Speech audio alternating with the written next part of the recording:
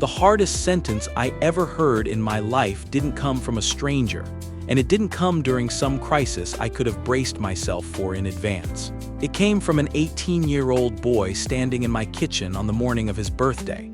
A boy whose first steps I'd recorded on a shaky camcorder, whose fevers I'd sat up through until dawn more times than I could count, whose every single birthday for 18 consecutive years I had personally made sure was celebrated, regardless of what it cost me to make that happen. He looked at me that morning with an expression I'd never once seen on his face in 18 years of watching it grow from something soft and unformed into the face of the young man standing in front of me. And he said the 6 words that ended the only version of family I'd ever actually built for myself. "You kidnapped me from my mother. I want to take you back to the beginning because I need you to understand exactly what those 6 words cost me.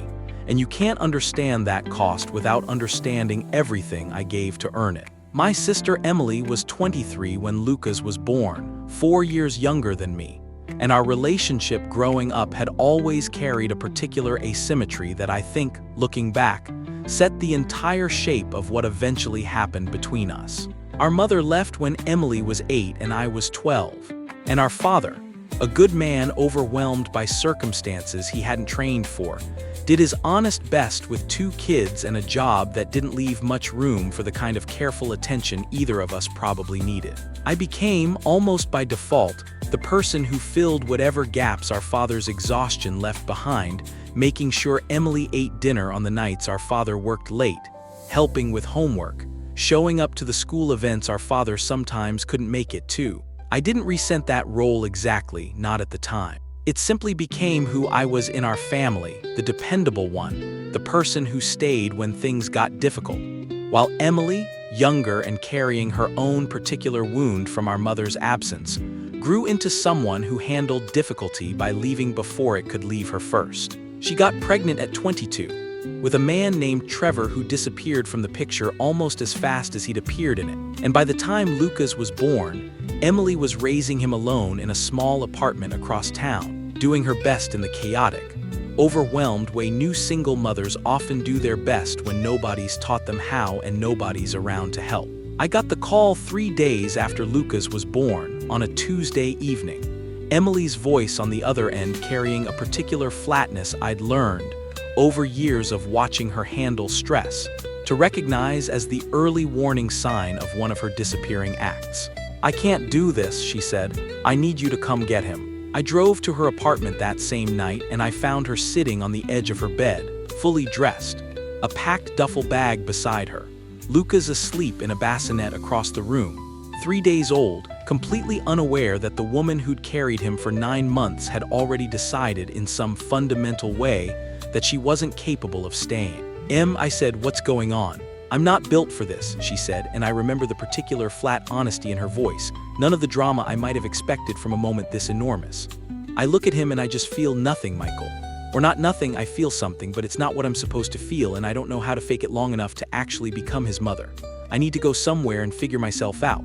I need you to take him, just for a while. I'll come back when I'm ready. I want to be honest about what I felt in that moment, because the easy version of this story would have me feeling immediate, uncomplicated certainty about taking on a newborn, and that's not quite the truth. I felt fear, real and immediate, the specific terror of a 27-year-old man who'd never planned for fatherhood being asked, with no preparation at all, to become one inside a single conversation. But underneath that fear, I felt something else, something that arrived with a clarity I've never since doubted. The understanding that this child, 3 days old and entirely innocent of whatever crisis his mother was currently drowning in, needed someone to simply decide to stay, the way nobody had quite decided to stay for either Emily or me when our own mother left. "Go," I told her, "figure yourself out, I'll take care of him." I didn't know, saying those words that, for a while, was going to become 18 years. I don't think Emily knew it either, not entirely, though I've had a long time since then to wonder how much of her absence was genuine searching, and how much was simply easier than coming back to face what she'd find waiting for her. I restructured my entire life within that first month in ways I genuinely hadn't expected to. I turned down a regional promotion at the logistics company where I worked, one that would have required relocating, because relocating meant uprooting an infant from the only stability he had. I ended a relationship with a woman named Carla, 2 years serious by that point, gently but completely, because she made it clear, not unkindly, that she hadn't signed up to co-parent someone else's child. And I understood, even through the grief of losing her, that I wasn't going to choose anything over Lucas's stability, not even my own happiness. The early years were exactly as exhausting as you'd expect, and exactly as quietly miraculous.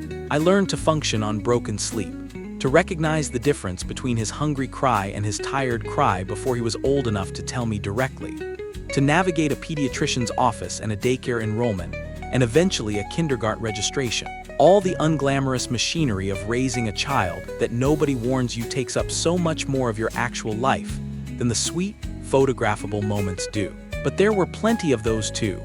I have a shoebox somewhere still full of photographs, Lucas at 2, covered in spaghetti sauce, grinning with the particular joy only a toddler can summon over making a complete mess. Lucas at 6, missing his front teeth, holding up a soccer trophy from a league where his team lost more games than they won, beaming like he'd captured something far more important than a trophy. Lucas at 10, asleep against my shoulder on the couch during a movie neither of us finished watching, his small hand still gripping a fistful of my shirt the way he used to grip it as an infant, a habit that apparently never fully left him. I told him the truth about his mother early, as soon as he was old enough to understand the shape of the question, because I decided, almost from the very beginning, that I wasn't going to build our relationship on a foundation of convenient lies, no matter how much easier those lies might have made certain difficult conversations. "Your mom loves you," I told him when he was maybe 5, sitting at our kitchen table after he'd asked, with the simple directness small children bring to enormous questions, why he didn't have a mom the way some of his friends did. "She had some really hard things going on when you were born, things that made it really difficult for her to take care of a baby. So she asked me to do it instead because she trusted me to keep you safe. That's the whole truth, buddy. I'm your uncle and I love you like I'm your dad, and your mom is out there somewhere. And someday when she's ready, I think she'll want to know you." I believed every word of that explanation when I said it. And for years, I continued to believe it, sending Emily updates whenever I had a current address for her, school photos, report cards, the occasional video of a birthday party, hoping, with a patience I maintained far longer than was probably reasonable, that she'd eventually be ready to come back into his life the way I'd promised him she would. She wasn't entirely absent during those years, though her presence was sporadic enough that it never threatened the actual stability Lucas and I had built together. A birthday card here, a phone call there, occasionally a visit that lasted a weekend before she disappeared again for another year or two. Each disappearance harder for Lucas to process than the last, because each one required him, at increasingly older ages, to understand more completely what it actually meant that his mother kept choosing to leave. It was during one of those harder stretches, when Lucas was 14 and Emily had gone nearly 2 years without contact, that he asked me the question that I now understand was the first quiet crack in a foundation I'd thought, mistakenly, was solid enough to withstand anything. We were sitting on the back porch, a warm evening in early summer, both of us not quite looking at each other the way teenagers and the adults raising them often have important conversations. Sideways, through the comfortable distraction of watching something else, fireflies starting to gather in the yard. "Why doesn't my mother ever come back?" he asked, his voice carrying a particular exhausted flatness that I recognized immediately, because I'd heard that exact flatness in Emily's own voice, years earlier, sitting on the edge of her bed with a packed duffel bag beside her. I didn't have a good answer for him that night, beyond the same patient, careful honesty I'd been offering since he was 5 years old. I told him she loved him in whatever broken way she was capable of loving anyone, that some people carry wounds that make consistent presence genuinely difficult for them, that none of her absence was about anything he'd done or failed to do. I didn't know, watching fireflies gather in our backyard that summer evening, that the boy asking that question would spend the next 4 years quietly building a longing for an answer I couldn't give him, a longing that would eventually make him vulnerable to exactly the kind of story his mother would return, years later, fully prepared to tell. Emily came back 3 days before Lucas's 18th birthday. No warning, no phone call ahead of time. Just a car I didn't recognize pulling into my driveway on a Thursday afternoon while Lucas was still at school, and I was home early from work. And something in my chest went cold the moment I saw her step out of it. Because 18 years of sporadic disappearances and returns had taught me to read the specific quality of her arrivals. And this one carried a different energy than any of the others. She looked good, genuinely, clear-eyed, put together in a way I hadn't seen from her in years. And for a moment, walking up my front walk, I let myself hope that whatever had brought her back this time might actually be the return I'd spent 18 years patiently waiting to deliver to her son. "Michael," she said, stopping a few feet from the porch steps. "We need to talk before he turns 18. Em, it's good to see you. Come in, let me. I'm not here for a reunion." Her voice carried a steadiness I didn't immediately recognize as anything other than the calm clarity I'd hoped for. Not yet understanding it was actually the calm of someone who'd already rehearsed exactly what she intended to say. "I'm here because he turns 18 in 3 days, and once he does, there's no custody arrangement left protecting whatever you think you've built here. He's an adult. He gets to choose, and I intend to make sure he chooses me." I felt something shift in my stomach, a specific unease I couldn't yet name precisely. "Choose you for what, Emily? He doesn't even know you, not really. You've been in his life for maybe 6 months total across 18 years. And whose fault is that?" Something hardened behind her eyes fast, and I understood, watching it happen, that I was looking at a version of my sister I hadn't fully met before.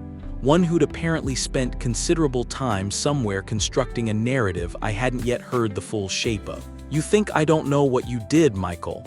You think I haven't had years to understand exactly how you managed this? What I did was raise your son because you asked me to," I said, my voice rising despite every instinct telling me to stay calm. "What I did was give up my entire life because you handed me a 3-day-old infant and a duffel bag and told me you'd be back when you were ready." "That's not how it happened," she said, and the flatness in her voice this time carried something I'd never once heard from her in our entire lives together, a kind of practiced, rehearsed certainty. "I came back for him multiple times, Michael. You know I did. And every single time you made it harder. You moved further away from explaining things clearly to him. You let him grow up thinking I abandoned him, when really, you were the one who made it impossible for me to actually be his mother." I stood on my own porch, staring at my sister, feeling the specific vertigo of hearing 18 years of my own lived reality described back to me as something else entirely. A story I didn't recognize as connected to anything I'd actually experienced.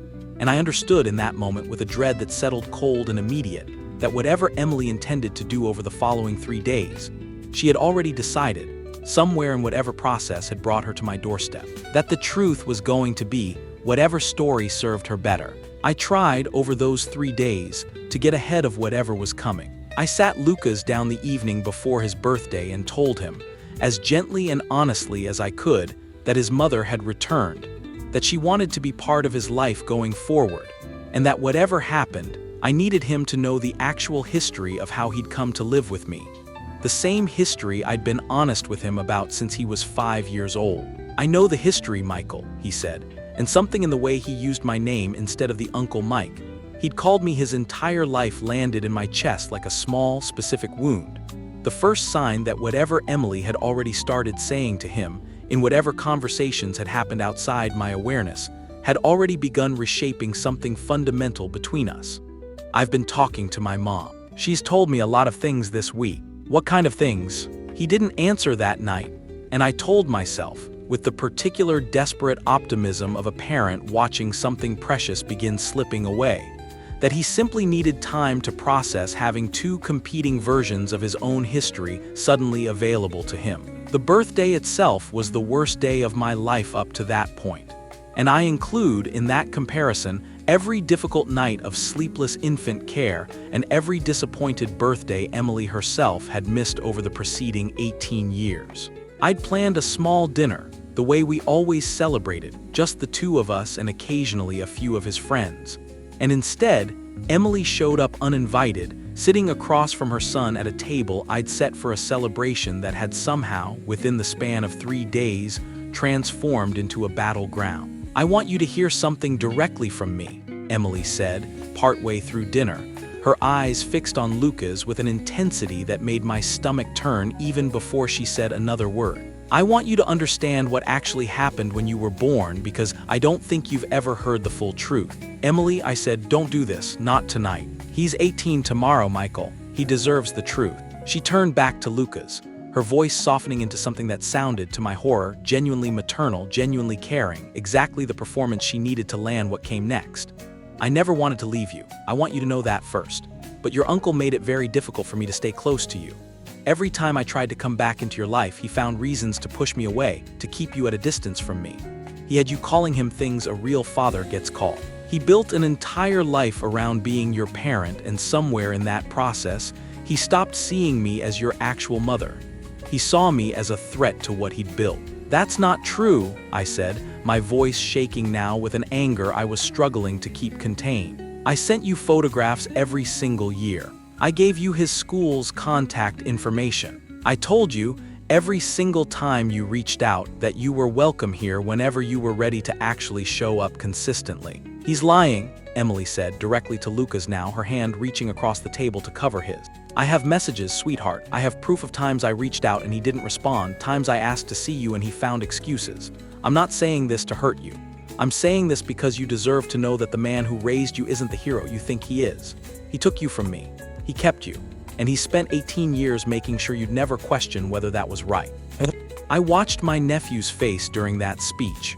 Watched 18 years of accumulated trust and affection compete, in real time, against the particular persuasive power of a biological mother finally claiming, with apparent evidence, that the absence he'd spent his whole childhood quietly grieving had never actually been her fault at all. Is that true? Lucas asked me, and his voice, when he finally spoke, carried none of the warmth I was used to hearing directed at me. It carried something closer to the careful, guarded tone of someone evaluating a stranger.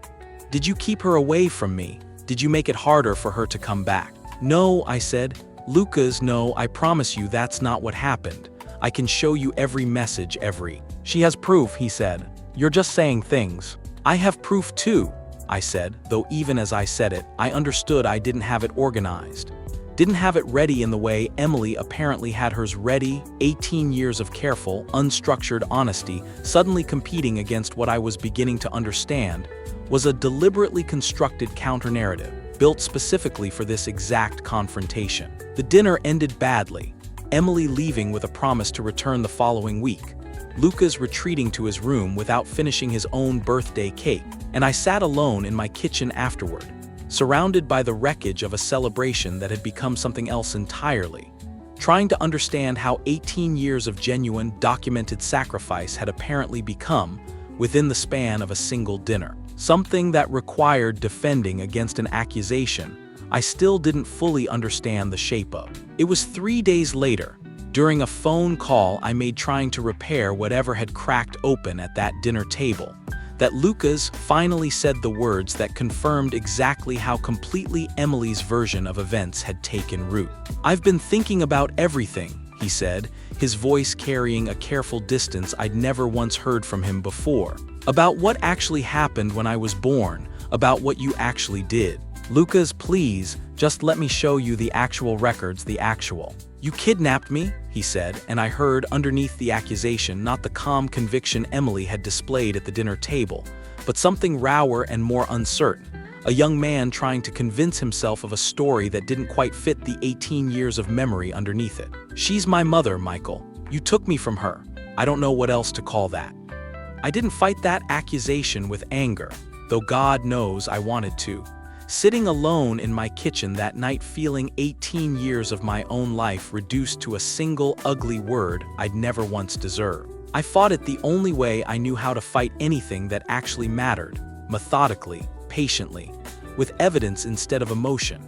Because I understood, even through the devastation of hearing my nephew call me a kidnapper, that emotion alone wasn't going to undo whatever careful narrative Emily had spent who knows how long constructing before she ever pulled into my driveway. I called a family law attorney the next morning, a woman named Diane Castellanos who'd handled guardianship matters for 30 years in our county. And I laid out everything, the original arrangement, the years of sporadic contact, the photographs and messages I'd sent, Emily's sudden return, and the story she'd apparently told Lucas in the days before I'd even known they were in contact. The good news, Castellanos told me, after reviewing what records I could immediately produce, is that arrangements like yours, even informal ones, tend to leave a paper trail, especially this many years in. Hospitals keep birth records.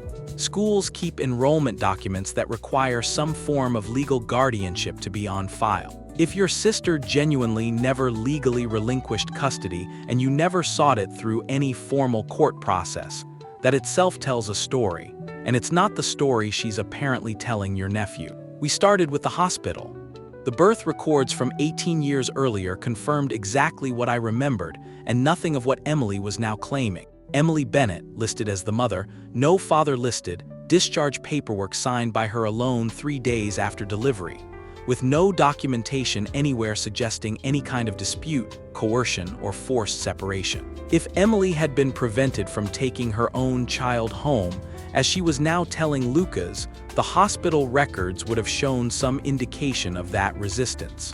They showed nothing of the kind. They showed a young mother who discharged herself and her newborn together, with no flags, no notes, no anything beyond an entirely ordinary birth and discharge. The school records told a similarly contradicting story. I'd enrolled Lucas in kindergarten using a notarized guardianship letter Emily herself had signed when he was 4. A document I'd kept, almost by instinct, in a fireproof box in my closet for 14 years, without ever once expecting I'd need to produce it as evidence against my own sister's accusation. The letter, dated and witnessed, explicitly granted me legal authority to enroll him in school, authorize his medical care, and act as his guardian, until such time as I am able to resume full custody myself.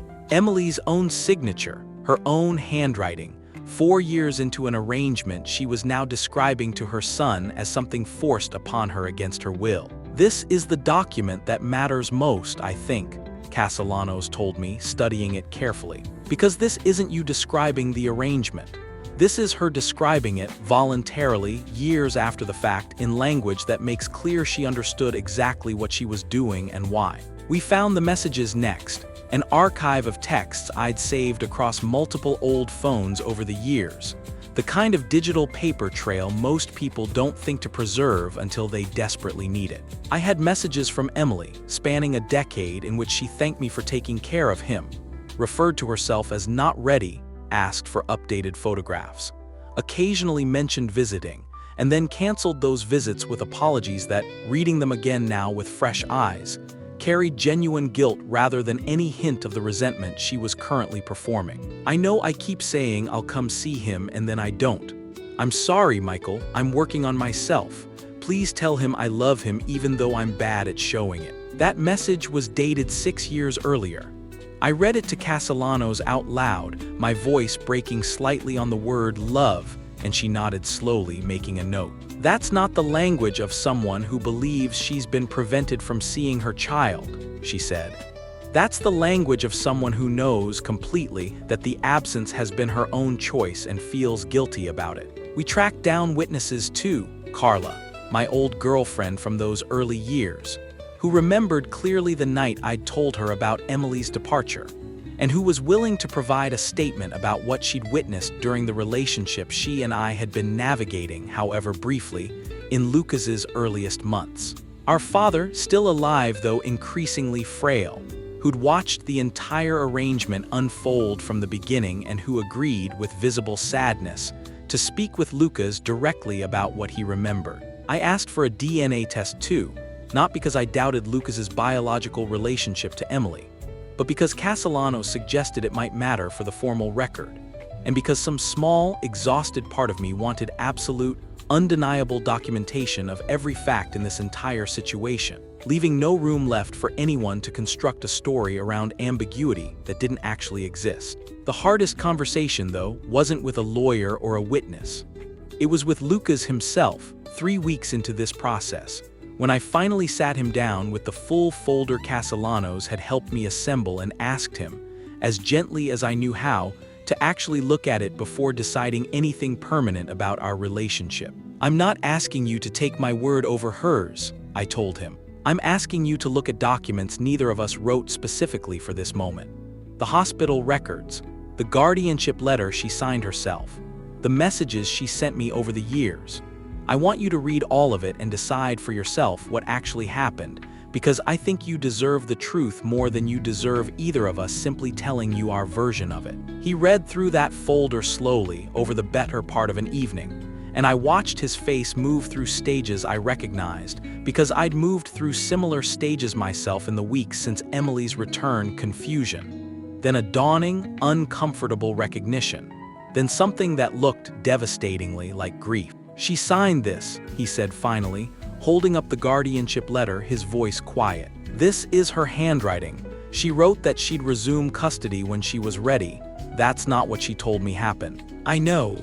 Why would she lie about this? What does she even get from lying about this? I didn't have a complete answer for him that night, though I'd find one eventually, weeks later, in a conversation with Emily herself that finally explained the actual psychology underneath everything she'd done. Not an excuse exactly, but an explanation complicated enough that even my own anger toward her would eventually have to make room for something more complicated than simple condemnation. I think, I told him that evening, choosing my words carefully, that it's very hard for some people to look directly at something they're ashamed of. I think your mother left you when you were 3 days old because she genuinely wasn't capable of caring for you at that moment in her life. And I think, somewhere over the following 18 years, looking at that fact directly became harder rather than easier, the longer it sat there unaddressed. I think it's possible to construct a different story, one where you're not the person who left but the person who was prevented from staying, because that story is a lot easier to live inside than the one where you simply chose, repeatedly, not to come back. Lucas sat with that for a long time, the folder still open in his lap. And when he finally looked up at me, his eyes were wet in a way I hadn't seen since he was much younger. I called you a kidnapper, he said. I said that to your face, Michael, after everything you actually did. You were given a story that explained 18 years of pain you've been quietly carrying, I said. I understand why you wanted to believe it.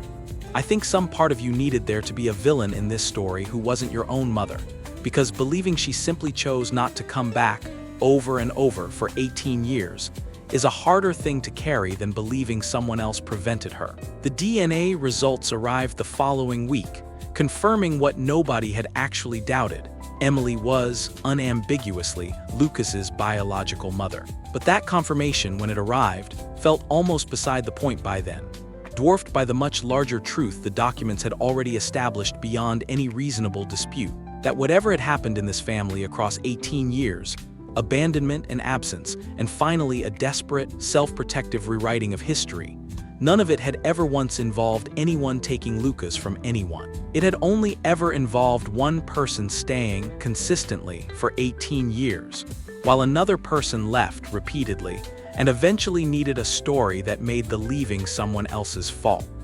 Emily came to the house one more time, 2 weeks after Lucas had gone through that folder, and I could tell, the moment she stepped out of her car, that she already understood on some level that whatever performance she'd brought to my driveway weeks earlier wasn't going to survive contact with what had happened since. Lucas asked me to come, she said before I could say anything.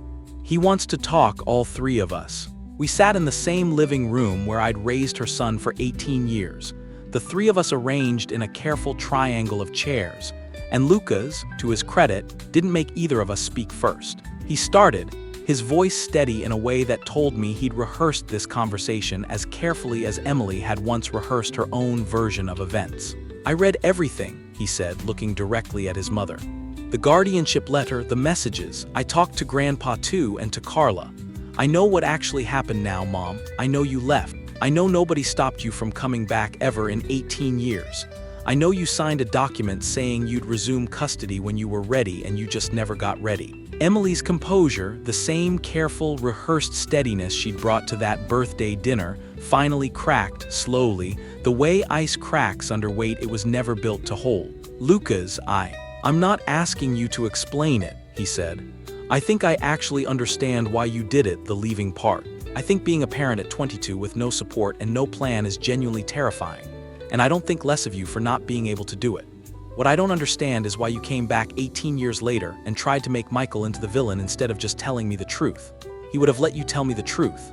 He always told me the truth, even when it made him look bad, even when it meant I might think less of him for not being my actual father. You're the one who couldn't do that. Emily didn't answer for a long moment, and when she finally spoke, her voice had lost every trace of the careful performance I'd watched her deliver at that birthday dinner weeks earlier. I couldn't look at what I'd actually done, she said quietly, more honest in that single sentence than I'd heard her be in years.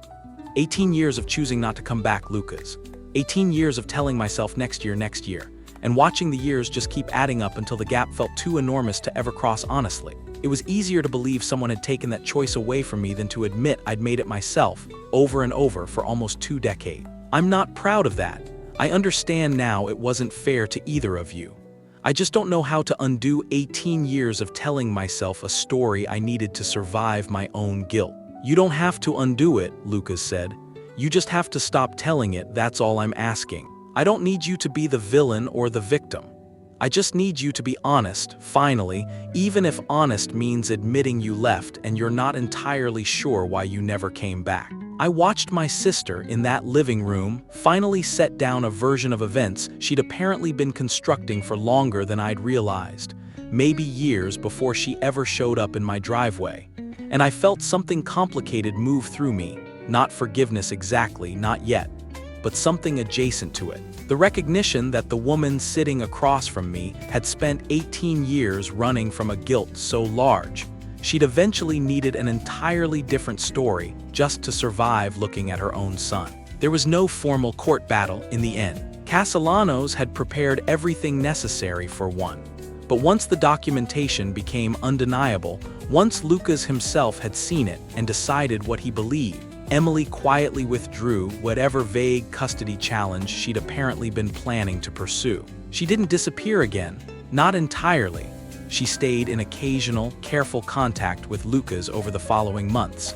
A relationship rebuilt slowly on considerably more honest terms than anything we'd had before, though it never became the close, easy relationship I think some part of Lucas had always quietly hoped for. I didn't need an apology from her by the end of it, though she did eventually offer one, awkward and incomplete, in a phone call months later. What I needed, the thing that actually mattered, had already happened in that living room, the day my nephew looked at both of us and decided, on the strength of actual evidence rather than whoever told the most compelling story, what 18 years of his own life had actually meant. Lucas left for college that fall, the way 18-year-olds are supposed to, and the week before he left, he came and found me in the garage, where I was sorting through boxes of his old things, soccer trophies, school projects, the shoebox of photographs I'd kept since he was small enough to fit entirely in one arm. "I want to say something," he said, "and I need you to just let me say it without making it less than it is."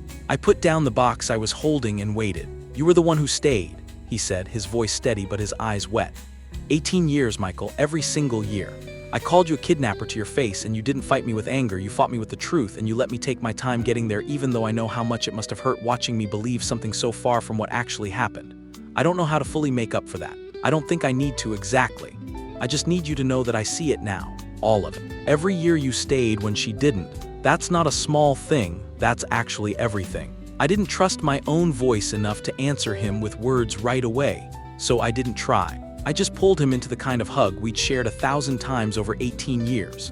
The same hug I'd given him after soccer losses and school disappointments, and every ordinary difficult day a childhood is actually made of. And I felt, holding him in that garage full of the accumulated evidence of an entire life I'd built around showing up for someone who eventually, devastatingly, briefly doubted whether I deserved to. He didn't doubt it anymore, that was enough. It had always actually been enough. I think about biology sometimes, still.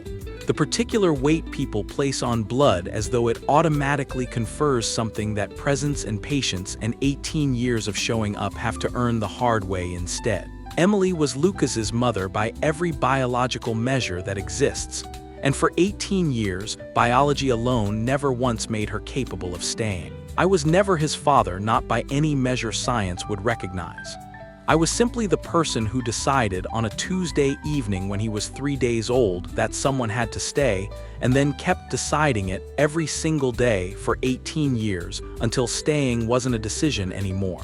It was just who I'd become. That's the only definition of family I've ever fully trusted since. Not who shares your blood, who shows up and keeps showing up long after showing up stops being easy.